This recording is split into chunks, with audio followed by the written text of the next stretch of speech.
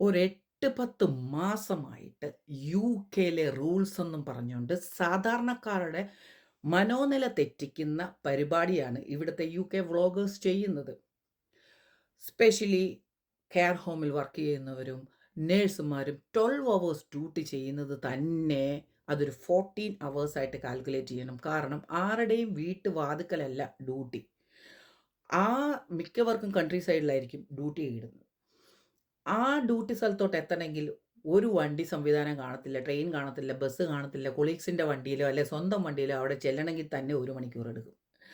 ഇങ്ങനെ 14 അവേഴ്സ് ഡ്യൂട്ടിക്ക് വേണ്ടി മാറ്റിവെച്ച് അതിൻ്റെ ഇടയിൽ വീട്ടുപണിയും പിള്ളേരും ഇവിടെ ഒന്നും ജോലിക്ക് ആളെ കിട്ടത്തില്ലെന്നറിയാമല്ലോ. എല്ലാം ചെയ്ത് ഡ്യൂട്ടിക്ക് പോകുന്ന ഒരു മനുഷ്യൻ്റെ മൈൻഡ് അല്ലെങ്കിൽ ഒരു മനോനില എങ്ങനെയായിരിക്കും? അതും അവരാ വർക്കിംഗ് പ്ലേസിൽ ഒരു തെറ്റും ചെയ്യാതെ സന്തോഷത്തോടെ ചെയ്യേണ്ട ഒരു ഫീൽഡാണ്. അതിൻ്റെ ഇടയിലോട്ടാണ് ഇതുപോലത്തെ ബോംബിടുന്ന പോലത്തെ, "ആ നിങ്ങൾക്ക് പണി കിട്ടാൻ പോവാണ്. നിങ്ങൾക്കിപ്പം പണി കിട്ടും. നിങ്ങളെ അടിച്ചോടിക്കും. നിങ്ങൾ അങ്ങനെയാണ് ഇങ്ങനെയാണെന്നുള്ള" ഒരു ന്യൂസ്. ഓക്കെ, പാർലമെന്റിൽ അവർ 100 കാര്യങ്ങൾ ഡിസ്കസ് ചെയ്യും. കാരണം എന്താണെന്ന് വെച്ചാൽ അതുപോലെയാണ് ഇമിഗ്രൻസിൻ്റെ വരവ്. സോ അവരുടെ കൺട്രിക്ക് എന്താണ് നല്ലത്, ആവശ്യമുള്ളതെന്നുള്ളത് ഡിസ്കസ് ചെയ്യേണ്ടത് അവരുടെ ചുമതലയാണ്. ആ ഡിസ്കസ് ചെയ്യുന്നതെല്ലാം 10 ഇരട്ടിയായിട്ട് ഇവിടെ വന്ന് യൂട്യൂബിലിരുന്ന് അല്ലെങ്കിൽ സോഷ്യൽ മീഡിയയിലിരുന്ന് കണ്ടിന്യൂസ് വിളിച്ച് പറയേണ്ട ആവശ്യമില്ല. കാരണം സാധാരണക്കാരായിട്ടുള്ള ജനങ്ങൾ ഇതെല്ലാം കേട്ട് ഒന്നുകൂടെ സ്ട്രെസ്സായിട്ട് മേളിലോട്ട് പോകുന്നവരുണ്ട്. ഒത്തിരി പേർക്ക് കാർഡിയാക് അറസ്റ്റ് വരും. എന്തുകൊണ്ടാ വന്നതെന്ന് നമുക്ക് പറയാൻ പറ്റത്തില്ല. പെട്ടെന്ന് പെട്ടെന്ന് കുഴഞ്ഞു വീണ് മരിക്കും. ചിലപ്പോൾ അവർക്ക് ഓവർ തിങ്കിങ് ആയിരിക്കും. ചിലപ്പം മെന്റൽ പ്രഷറായിരിക്കും. സിംപ്ലി അത് കൊറോണ വാക്സിനാന്നും പറഞ്ഞ് നടക്കുന്ന വേറെ കുറെ ഇതിൻ്റെ സൈഡ് എഫക്റ്റാന്നും പറഞ്ഞ് നടക്കുന്ന വേറെ കുറച്ച് പേരുണ്ട്. പക്ഷേ ഇതുപോലുള്ള ന്യൂസ് സാധാരണക്കാരനായിട്ടുള്ള ഒരാളുടെ മനസ്സിൽ തീ കോരിയിടുകയാണ്. കാരണം നാട്ടിൽ നിന്നും ലോൺ എടുത്ത് വന്നവരും വീട് പണയം വെച്ച് വന്നവരും ഒക്കെ ഇഷ്ടം പോലെയാണ്. സോ റൂൾസ് വരുമ്പോൾ വരട്ടെ. അതപ്പോൾ നമ്മൾക്ക് ആലോചിക്കാം. അതിനു മുമ്പ് പാർലമെന്റിൽ കിടന്ന് അവർ ഡിസ്കസ് ചെയ്യുന്ന കാര്യമൊന്നും റിപ്പീറ്റ് ആയിട്ട് അല്ലെങ്കിൽ 10 ഇരട്ടിയായിട്ട് സോഷ്യൽ മീഡിയയിൽ വന്ന് പറയാതിരിക്കുക.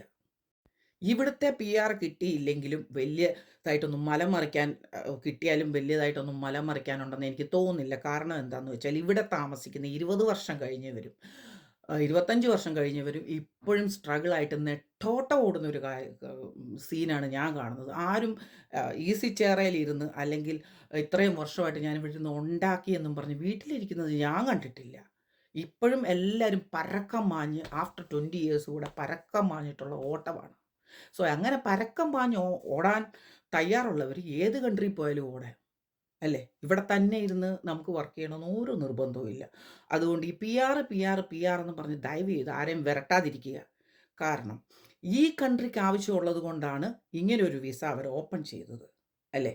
അതുകൊണ്ട് ഇപ്പോൾ അവർക്ക് ആവശ്യമില്ല എന്നും പറഞ്ഞ് ആൾക്കാരെ ഓടിച്ചു വിട്ടാൽ അവർ തന്നെ സഫർ ചെയ്യത്തുള്ളൂ. ഫോറിനേഴ്സ് ഇല്ലാത്ത ഒരു യുകെയെക്കുറിച്ചൊന്ന് ആലോചിച്ച് നോക്ക്. ഏത് കെയർ ഹോമിലാണ് ഇംഗ്ലീഷുകാർ മാത്രം ഉള്ളത്? ഏത് എൻഎച്ച്എസിലാണ് ഇംഗ്ലീഷുകാർ മാത്രം ഉള്ളത്? സോ നമുക്ക് അവരെ ആവശ്യമുള്ളതുപോലെ അവർക്കും നമ്മളെ ആവശ്യമുണ്ട്. അതുകൊണ്ട് ഈ പേടിപ്പീര് ഇവിടെ ചിലവാകത്തില്ല. പറഞ്ഞു വിടുവാണെങ്കിൽ അവർക്ക് പോയി, നമുക്കല്ല. കാരണം നമുക്ക് വർക്ക് ചെയ്യാൻ ആരോഗ്യവും മനസ്സും ഉള്ളിടത്തോളം കാലം എവിടെ വേണേലും ജീവിക്കാം. ഇതുപോലുള്ള ന്യൂസുകൾ കാരണം വർക്കിംഗ് പ്ലേസിൽ പോയി തെറ്റ് ചെയ്ത് അല്ലെങ്കിൽ മിസ്റ്റേക്ക് ചെയ്ത് പ്രഷർ കാരണം മെൻ്റൽ ടെൻഷൻ കാരണം ജോലി പോയ 100 കണക്കിന് ആൾക്കാരാണ് ഉള്ളത്.